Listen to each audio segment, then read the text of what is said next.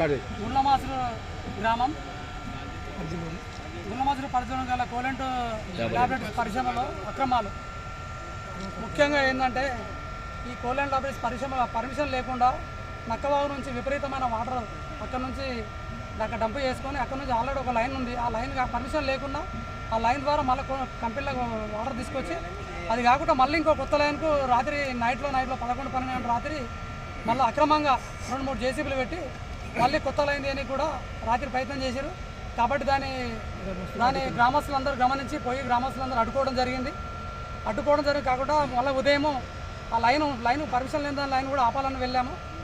అదే కాకుండా వాళ్ళు కోలెంట్ పరిశ్రమలు కూడా పోలీసు వాళ్ళని పంపించి వాళ్ళు కూడా మమ్మల్ని అడ్డుకోవడం జరిగింది.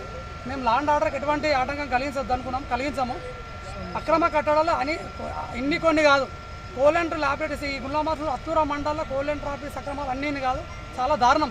ముఖ్యంగా గుండ్లమాసులు విలేజ్లో అయితే తట్టుకోలేని పొల్యూషన్.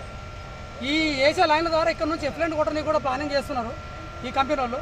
అదే కాకుండా ఈ గుండ్లమాసులో మోడల్ స్కూల్ ఉంది, ఇప్పుడు కొత్తగా ఒకటి పెద్ద క్రషర్ వేస్తున్నారు. ఆ క్రషర్ ద్వారా కూడా ఇక్కడ నుంచి దుమ్ము ధూళి స్కూల్ పిల్లలు పోయేటోళ్ళు కూడా బట్టలు వేపుకొని మొక్కు మూసుకొని కూడా పోయే పరిస్థితి వచ్చింది.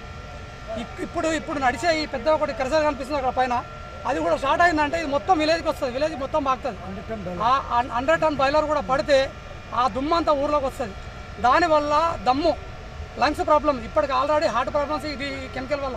ముఖ్యంగా కోలెంట్ పరిశ్రమ ఒక కెమికల్ అయితే దారుణంగా ఉన్నది.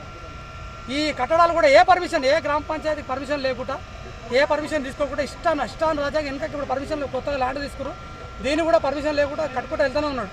గ్రామ పంచాయతీ తీర్మానం చేసింది ఒక 3-4 ఏళ్ల కింద లైన్ వేయొద్దని చెప్పి, ఆ పర్మిషన్ కూడా ఆ తీర్మానాన్ని కూడా తుంగలో దొక్కి కొత్తగా లైన్ వేసుకురు. అది కాకుండా మళ్ళీ కొత్త లైన్ తీసుకొని దాని ద్వారా తెల్లందాక దొంగతనం అది కూడా లైన్ వేస్తే దాని గ్రామస్తులు అందరూ కలిసి అడ్డుకోవడం జరిగింది. కాబట్టి నేను ఒకటే రిక్వెస్ట్ చేస్తున్నా, మా గ్రామం ద్వారా ఈ నష్టపోయేది గ్రామంలో ఉండేటోళ్ళు మాత్రమే.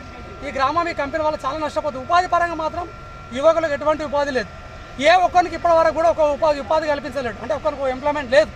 20 ఏళ్ల నుంచి చేస్తున్నాను కూడా ఎంప్లాయ్మెంట్ లేదు. ఇందులో పక్క కంపెనీలో కనీసం ఒక 10 మంది అయ్యారు, కానీ కోలెంట్లో ఎంప్లాయ్మెంట్ లేదు. ఇంకా ఇయ్యాడు స్థానికంగా ఏదైనా బిజినెస్ చేసుకున్నా కూడా బిజినెస్ లేవు.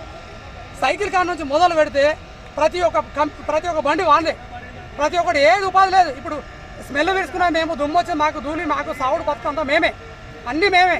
వీడు కట్టుకుంటూ పోతూనే ఉంటాడు, కానీ ఏ ఉపాధి గుండ్లమాసులోనికి లేదు. ఏమన్నా మాట్లాడితే పోలీసు వాళ్ళని పిలవాలి, అడ్డం పెట్టాలి, ఒకటి నేర్చుకున్నాడు. మేము ఒకటి చెప్తున్నా, ఈ కేసులోకి వెంటనే అక్రమాలకు ఎవరు భయపడలేదు. ఏ రకంగా పోతాం, ముఖ్యంగా ఈ అక్రమాలు ఆపాలి. ఈ కంపెనీ వల్ల మాకు ఉపాధి లేదు, ఉపాధి 100% కలగాలి. యాక్చువల్గా అయితే ఈ కంపెనీ ఉపాధి ఇప్పటివరకు అన్ని కంపెనీలు ఎంతో కొంత చేసినాయి, కానీ కంపెనీ చేస్తలేదు. నేను ఇదే కూడా చెప్తున్నా, డెవలప్మెంట్ లేదు.